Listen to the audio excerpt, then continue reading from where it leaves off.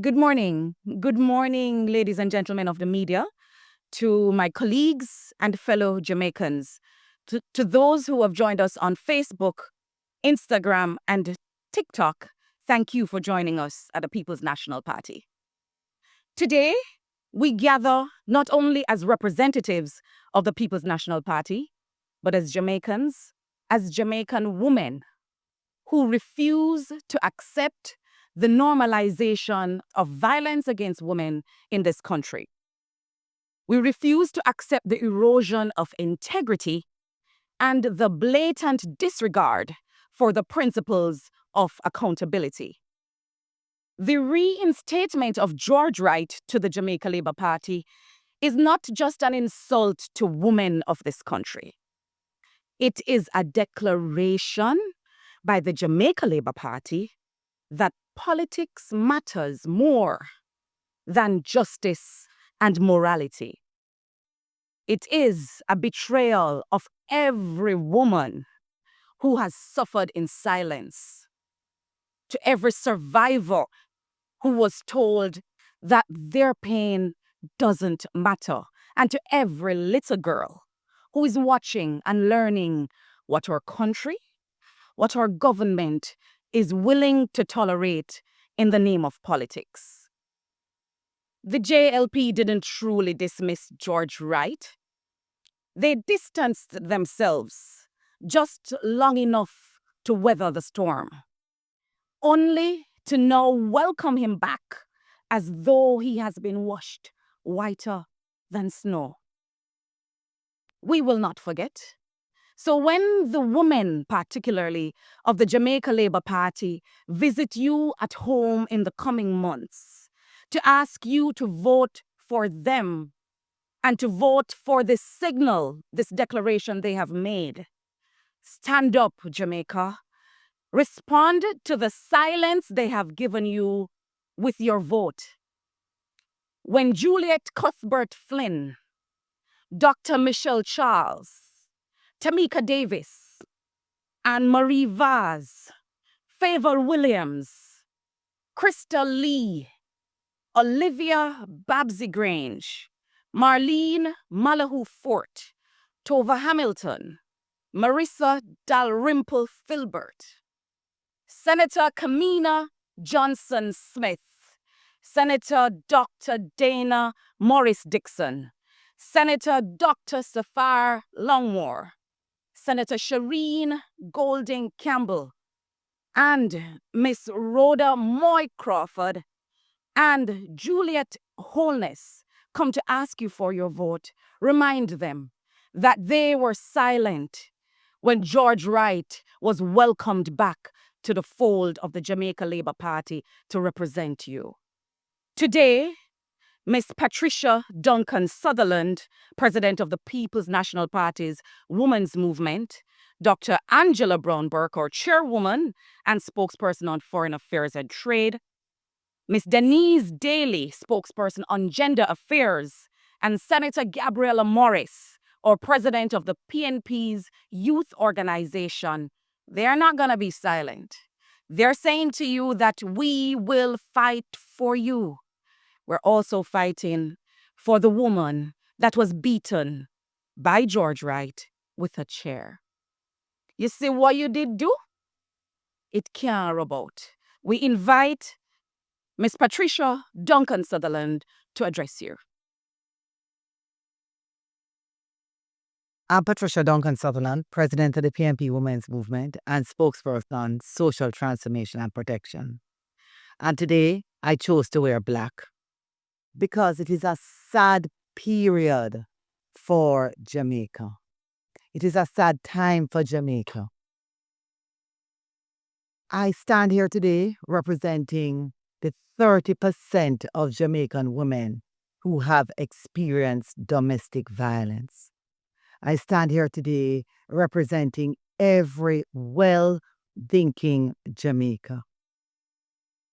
It is outrageous that we should choose to normalize violence against women in Jamaica, in whatever shape or form, by accepting that this should be swept under the carpet. We are not here saying that there is no possibility for redemption, but redemption must come with first acknowledging what is wrong and doing something specific and clear to fix it. In April 2021, when this video came out, and the country was outraged, women were outraged, men were outraged. Dr. Chang, in asking or in agreeing with George Wright that he should step down, said that they are asking him to step down and to step away from the government caucus because of the unresolved allegations circulated in the public domain. These allegations remained unresolved. George Wright has not denied that he was the man in the video. And if they are to say that mitigating circumstances are the reason why they are accepting that he should once again be a part of the Jamaica Labour Party and the government caucus, then they need to tell the public what those mitigating circumstances are. And it needs to be more than just telling. He needs to show and to clearly say that this act is not a good act, it's a wrong act, and that there is something that he has done to get counseling and that will change it. I want everybody to note that the 30% of Jamaican women who experience domestic violence some of them are married. So marrying the person that you abuse does not stop the abuse from occurring. It just means that the abused, is in a situation that is even more devastating because they get into a deeper trap of abuse. And I want to say that domestic violence and abuse occurs in many ways, not just physical. There is financial abuse, there is physical abuse, and there is mental abuse. The act of this government of bringing back George Wright and saying that they are going to put him forward again as a candidate for Member of Parliament in the next election is psychological and emotional abuse on every woman that has experienced domestic violence in this country. Because it tells them that Jamaica will accept domestic violence as a normal part of life. We, the People's National Party, the women's movement, and all of the women standing here and the men of the People's National Party say no to violence against women. It must stop. And if we are going to make sure that it stops, we have to show that through our leadership. And our leadership must take a stance against it. You cannot have a public display of violence being left without any kind of action or consequence. Otherwise, it will continue. We will stop violence against women in Jamaica, but it can only happen if we have a clear resolve to cause it to happen. Thank you. This morning, I am wearing purple, since that is the color that we use to represent our distaste and rejection of gender-based violence. So, yes, today we are going to be talking about the JLP's deception, the big lie, in presenting George Wright as an independent member of parliament while he was clearly supporting their agenda. We said in parliament over and over again, because we were very clear, that he never acted in any way to support this claim of independence. This was a farce. promoted by every JLP member sitting in Parliament. This was a shame that was perpetrated by a Parliament with the largest number of women in our history, making that an even deeper shame. When we on the opposition benches dared to express our disgust, some wanted to pretend that it was partisanship and that we didn't have the evidence. But I know that you, like me, saw that video, and it is an image I have not been able to get out of my mind of a man with a stool just licking and licking and licking. Not the wall, but flesh and blood, a woman. And as we discuss this, I want you to remember that because somebody has to stand up for our women. The truth, though, is that although it took many of us by surprise, it should not have. It should not have because the JLP has maintained a poor pattern of accountability and integrity. Remember the undated letters of resignation, which were ruled unconstitutional. Remember the fight we had with NIDS and SOE, having to take those to court to ensure that the rights of Jamaicans were protected. We remember ministers abusing their powers. Some of those cases are even now still pending. And I guess we have a government who wants us, through the passage of time, to forget these things. This is a government that we have seen depending on their bully pulpit to keep citizens in line and to keep those of us who oppose their actions in line. Well, it not gonna work. The Prime Minister himself said he knows when to turn it up and when to turn it down. What that means is that him take the whole away the idiot. So all he has to do is to turn it up or down and determine what our reaction will be.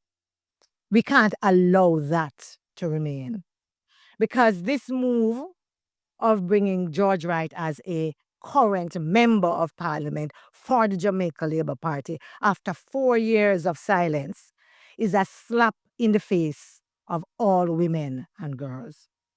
It is another punch to the gut for every survivor of domestic violence, and in particular, those who are survivors of intimate partner violence. It is a devastating blow to our young girls who are hoping that they won't become part of the statistics of that 30% of women in Jamaica, yes, who experience gender-based violence.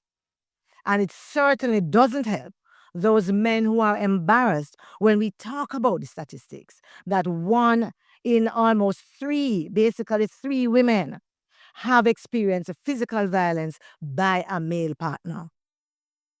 It doesn't help. And you know what is worse? What is worse is that this also does nothing to encourage reporting violence against women and girls to formal channels. And bear in mind that this is a country where 63% of those individuals who experience this kind of violence never report it.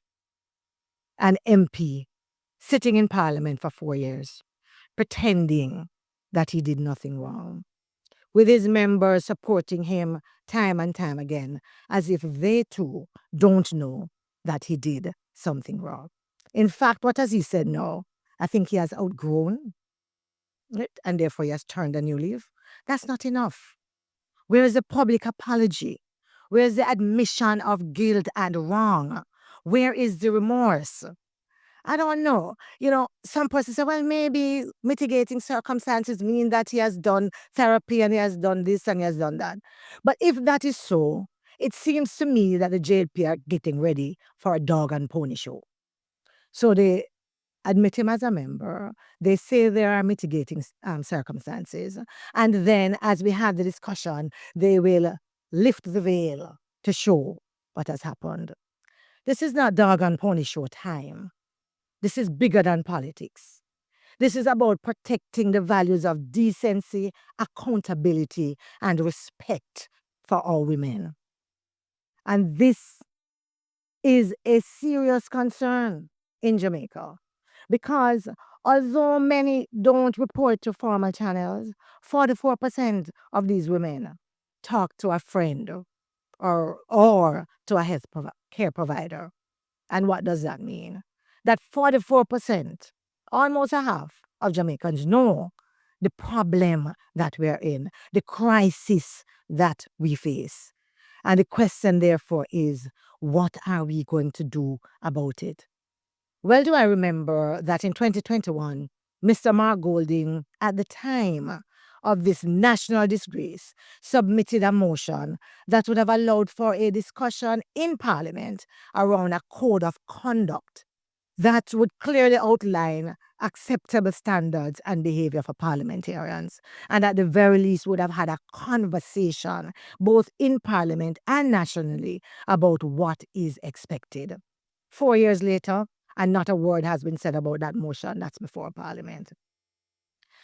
And, honestly, the PNP has shown by that motion moved by Mr. Golding that we are serious about it. Not just talking, but we want to do something about it. And in particular, we want to hold parliamentarians as leaders to lead by example. And so I'm saying to you today that the PNP will continue to fight for a Jamaica where women are respected, where they feel safe, and where they are heard. And in doing that, we are also calling on all Jamaicans, men and women, to stand resolutely against any hypocrisy and doublespeak when it comes to gender-based violence or intimate partner violence. We are asking you to demand higher standards from all your leaders, and in particular, those of us who represent you in Parliament.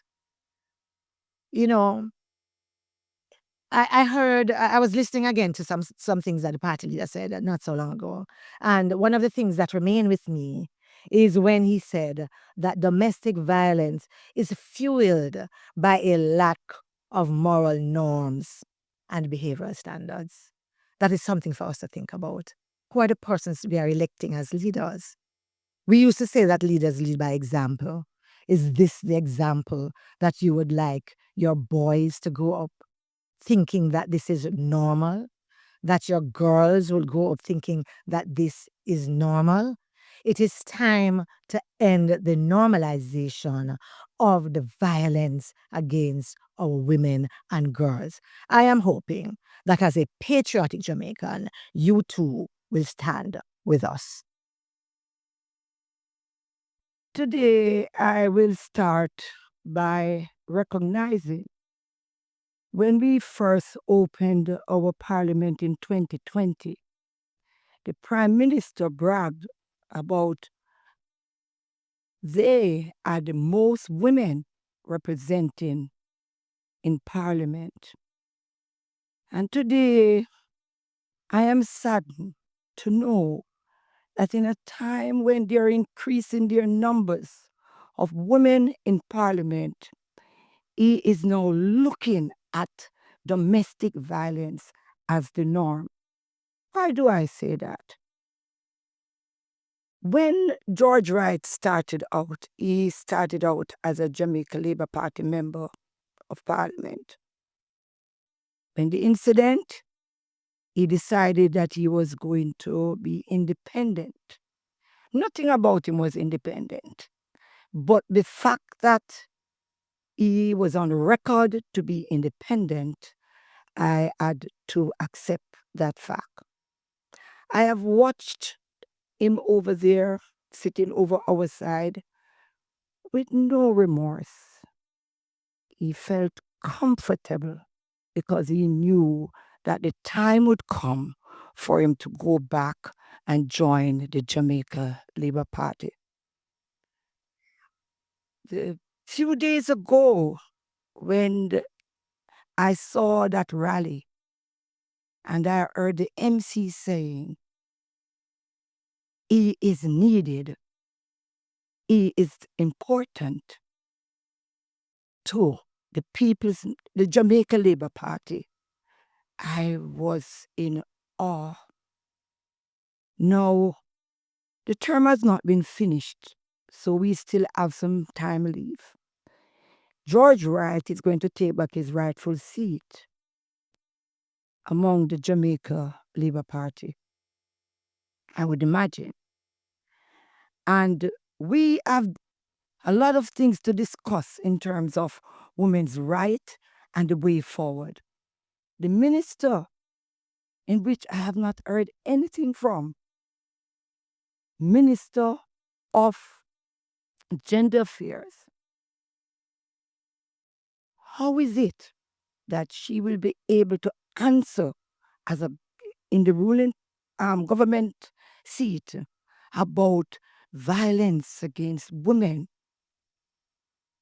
when you beside you or behind you is one of the perpetrators? It is a shame and a disgrace upon women. I feel so ashamed. Why do I feel so ashamed? I'm ashamed because we have worked tirelessly on the laws so that Jamaican women, more so, would be more protected against domestic violence. And we have just passed the laws, and there is even no public education as yet to educate our nation about how they should behave, especially our males. And today I am standing because the Jamaica Labour Party has gone back on their word about protecting women's rights. I know that Jamaicans are not foolish. You cannot give them a 6 for a 9. I know that they understand that the People's National Party has always believed in women. That is one of the reasons why we had chosen our leader, one of our prime minister, the only female prime minister that have served us so far, Korsha Simpson Miller, because we believe in women rights and women justice. Today, I stand here to condemn the Jamaica Labour Party and to say to them, find something in you to be shameful about. And if you can't find any other thing, use this one in reinstalling George Wright as a member of the Jamaica Labour Party as shameful and disgraceful. You cannot fool Jamaican people. They have been fooled by you many, many times. And this time around, they will make the right decision because they understand that you are going a little too far. Our women and girls are now wondering who should they run to. If the legislators are some of the perpetrators, then who should they turn to? And I'm just appealing to them that we have upstanding women in leadership that you can go to. You have a party that believe in what they say. And I want to implore you not to get discouraged. Just remember that the People's National Party have a clear policy how we treat women and girls in this country. I want to just say to George Wright, you were seen on a video. And I know you are not having a shaggy moment to say, it was me. You should come out to the Jamaican people before you take your seat on the government side and publicly apologize for the act. And also to tell us why we think you should go back over there and why you should be able to continue to become a legislator. On behalf of all the women of Jamaica and girls, I want to say to you today, rest assured that when the People's National Party comes to government, we will make sure we do not play lip service. We will make sure that you're safe and protected.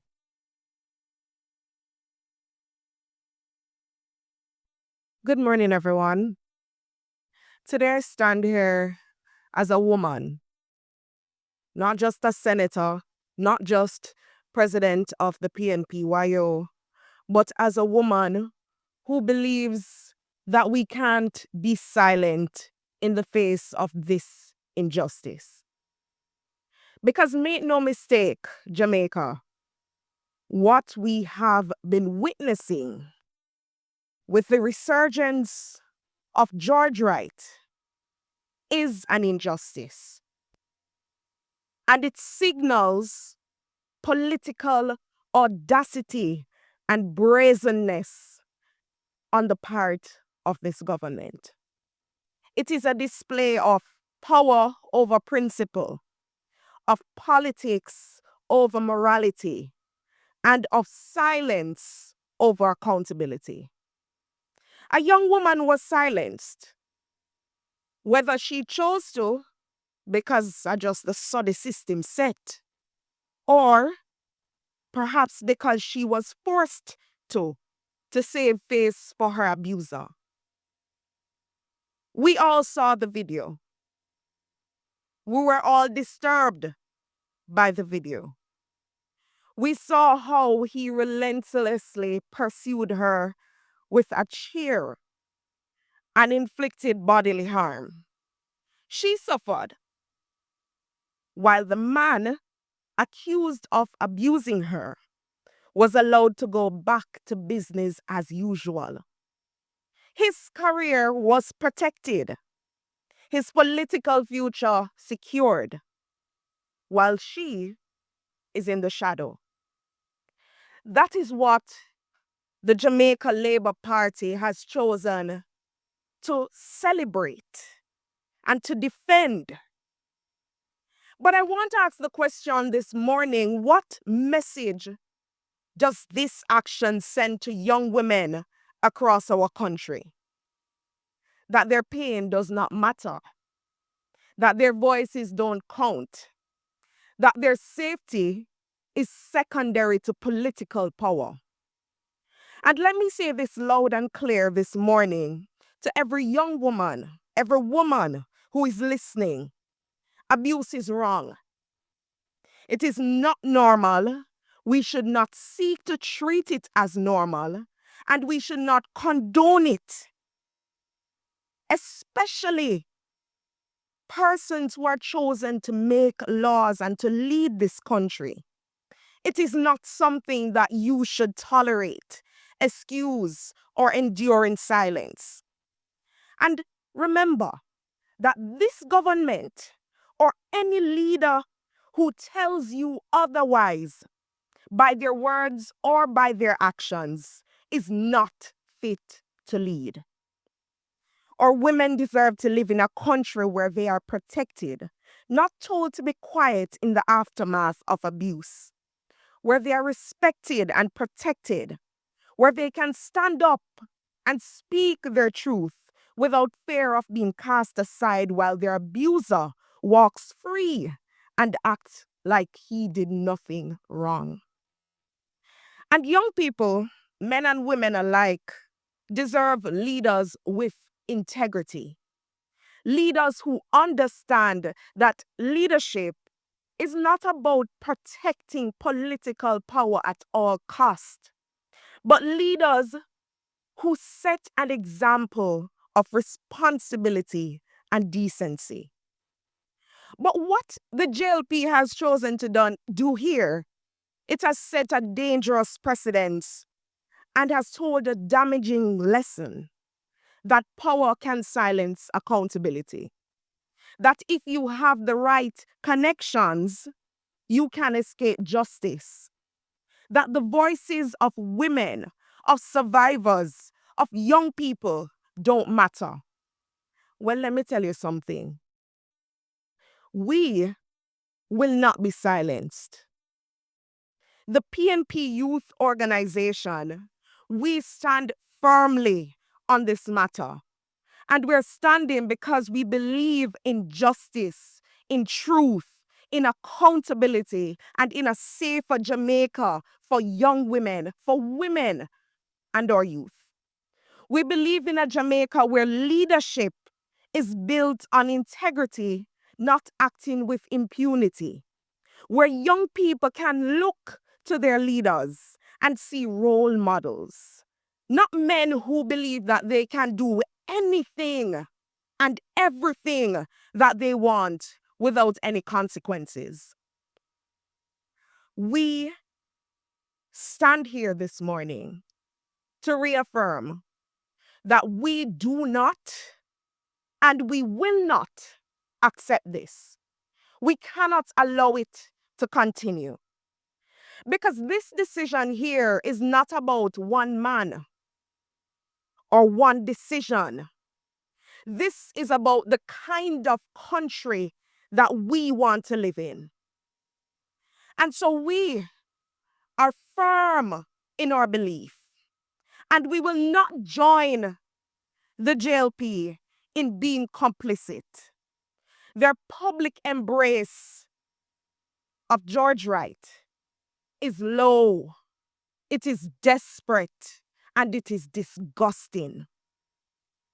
When we applaud abusive actions and abusers, we are being complicit in building a society with no morals, no values, and no future. And I want to put the question squarely in front of the Jamaican people. Is that the kind of government that you want? A government that tells your children, your nieces, your mothers, your aunts that they should be beaten and stay silent while their abuser parades in party colors and makes appearance and big speeches. This is not what we want. This is not what Jamaica deserves.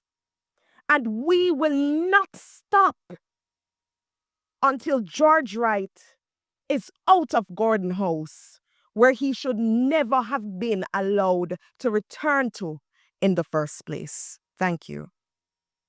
It by raising your hand if you have a question for the panelists. And if you're online, please indicate if you have a question by using the raise hand icon or writing your question and submitting it, and we will present it for you. Before you ask your question, please state your name, your media house, and proceed.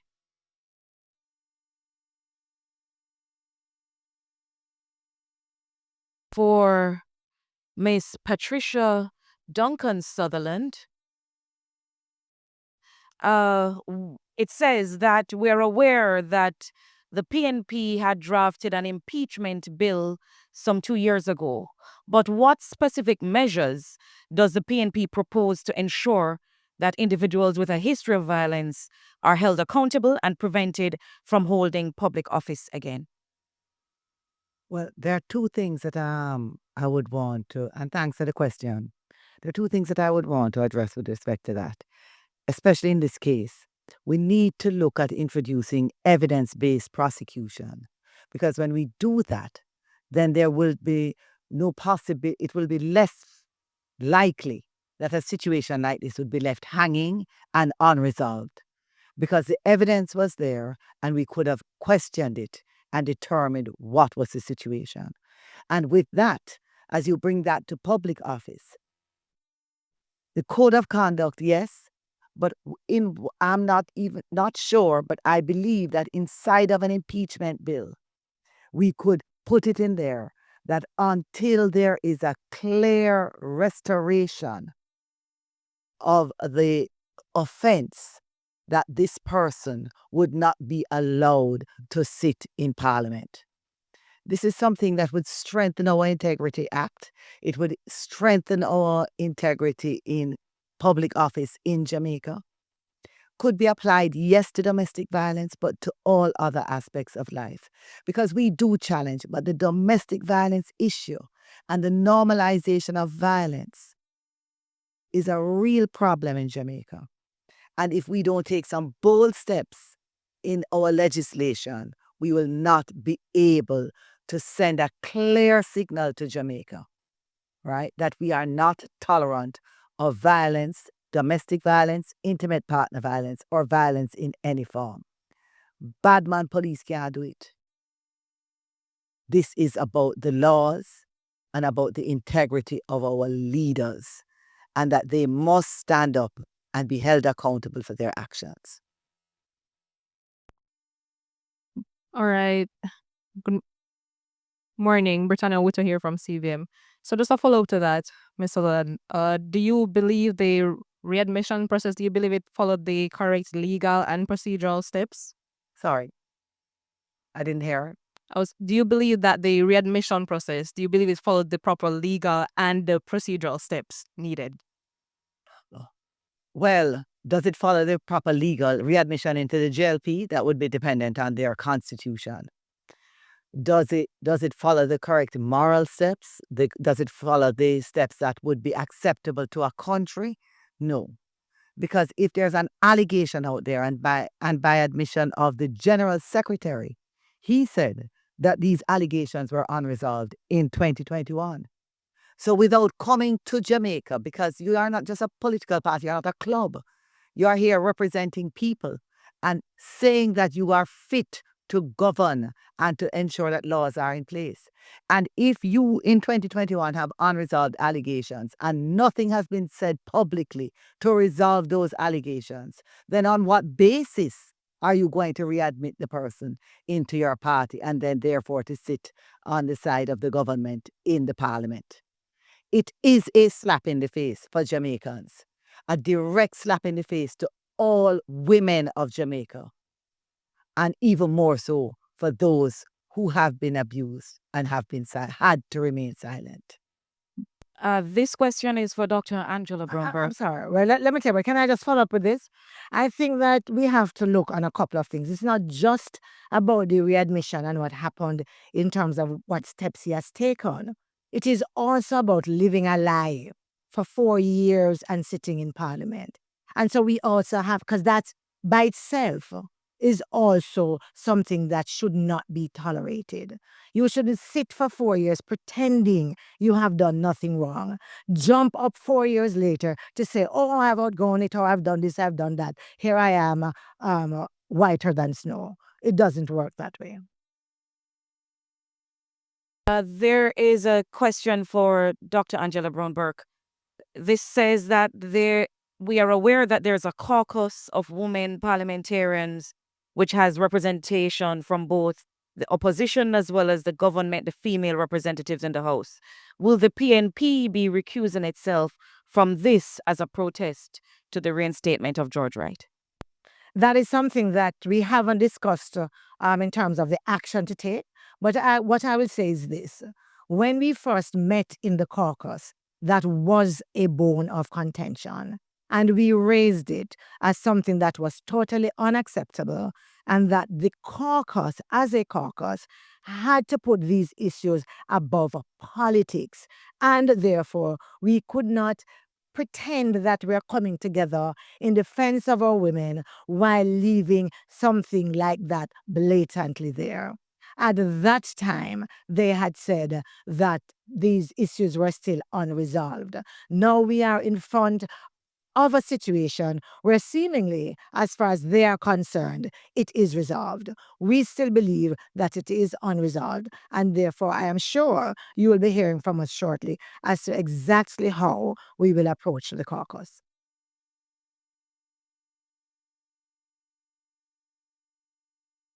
Just two questions. One, the Mr. Wright has said that he's not the same person. He said that in an interview with the Gleaner on the weekend. He is not the same person from the person he was at the time of the alleged, well, not the alleged incident, the incident. I wanted to get your reaction to that, one.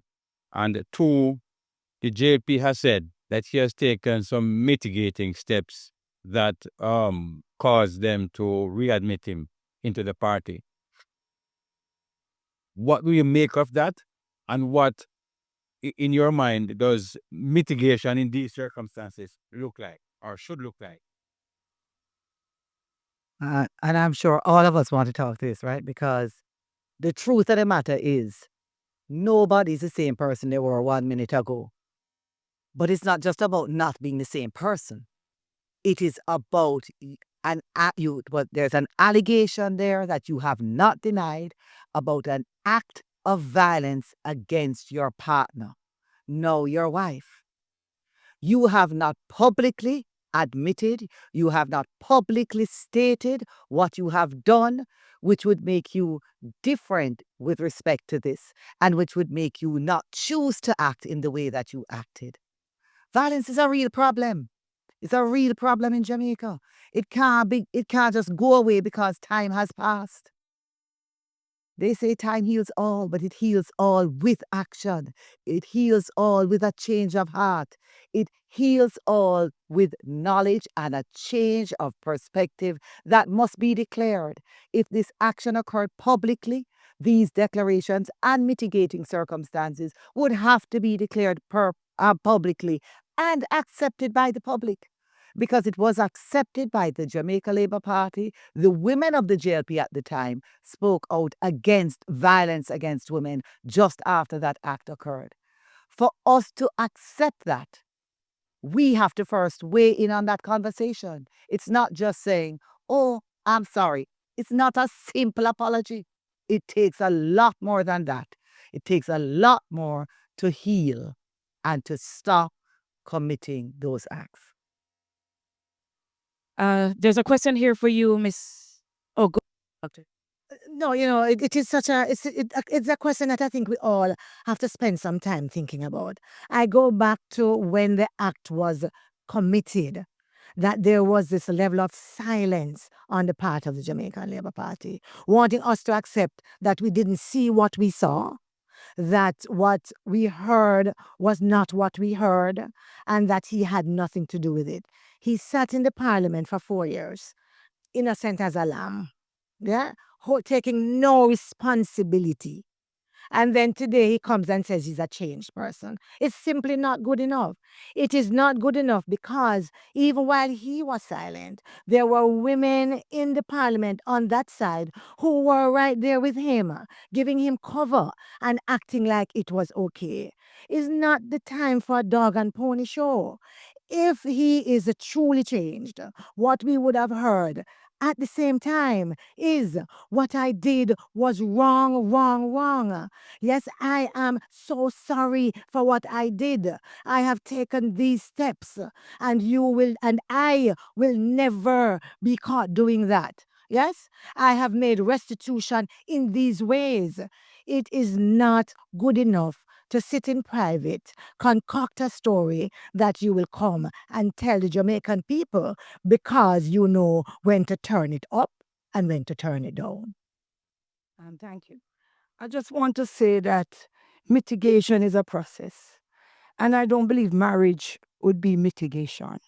It has to be more than that because he's a public figure.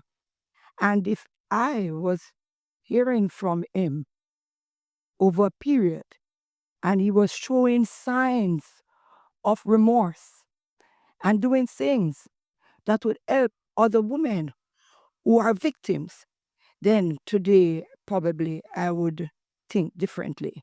But for me, mitigation and change comes through a process. I just want to add that we have to be clear about what we see happening. All of us have eyes to see. And as my colleague said, this is not a situation where the member he came out and apologized and reflected on his actions and took steps to actually mitigate. What we're seeing here is a sanitization of George Wright because of political power, or in an effort to seek political power. The timing is wrong. All we have seen them do is say that we need this man back on board. And I question it, because is it that we cannot find suitable representatives to come out and serve the people? And so I believe that this is a slap in the face, and this is squarely about politics.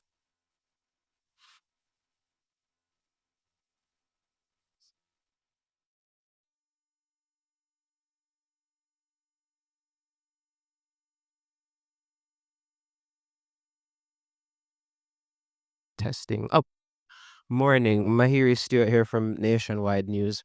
So we've seen in the past where two PMP caretakers, at least they were caretakers at the time, had been charged for instances of assault. And the question is, in that instance back then, was it a case where they were removed as members of the PNP upon those charges, or? My recollection, and certainly it is the process in which we are embarked, is that once there are those allegations, we have a conversation with the individuals. Yes? There are cases where they will explain. There are cases where they might want to say what happened, and that's not how they saw it. But our position has been very clear that abuse is not tolerated. That if you have that problem, go deal with yourself. Yeah. Go take the steps that are necessary, and you can't represent us under those circumstances.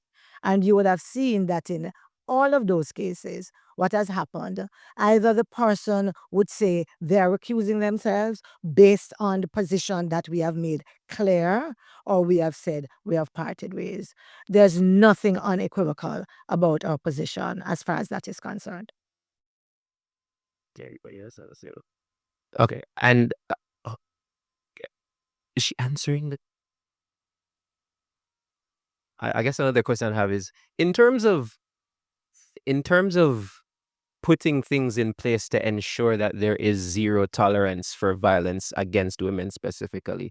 Do you think it would be fair for some sort of legislation to be passed that if somebody that is accused or charged for an instance such as this removes themselves, whether it's as an MP, whether it's as a caretaker, whether it's as a counselor?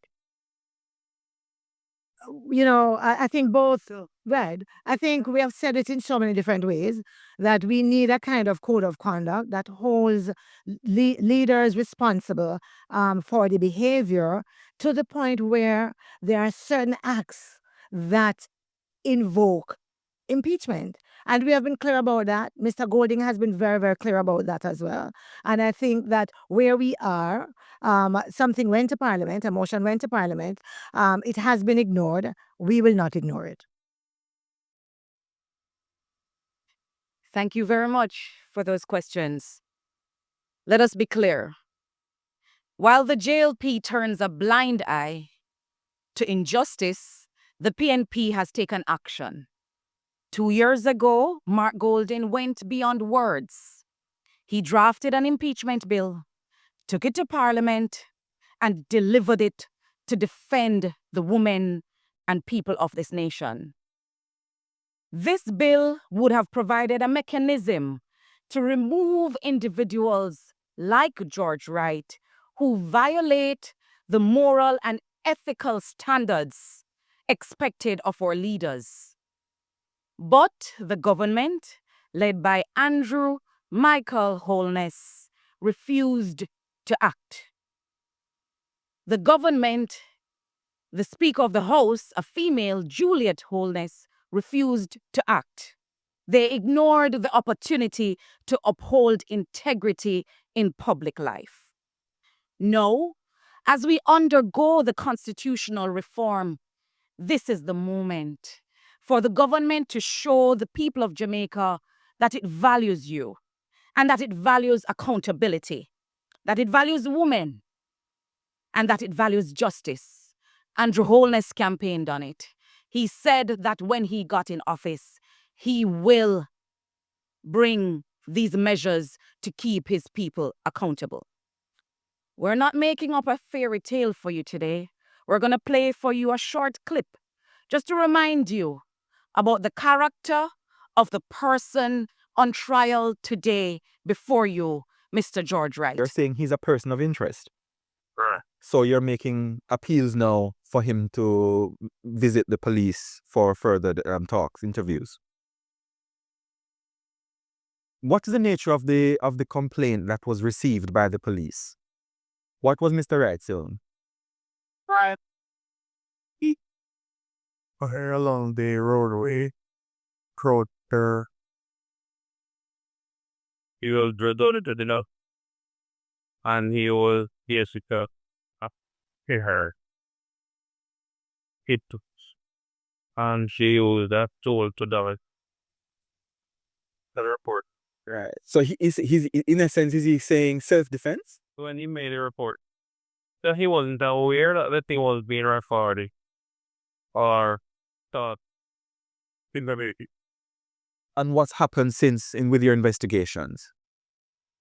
Well, yeah, it's not returned to a statement. The lady gave a report, made a report at the Arthur police station. He has not returned to follow up by that. And what have the police done?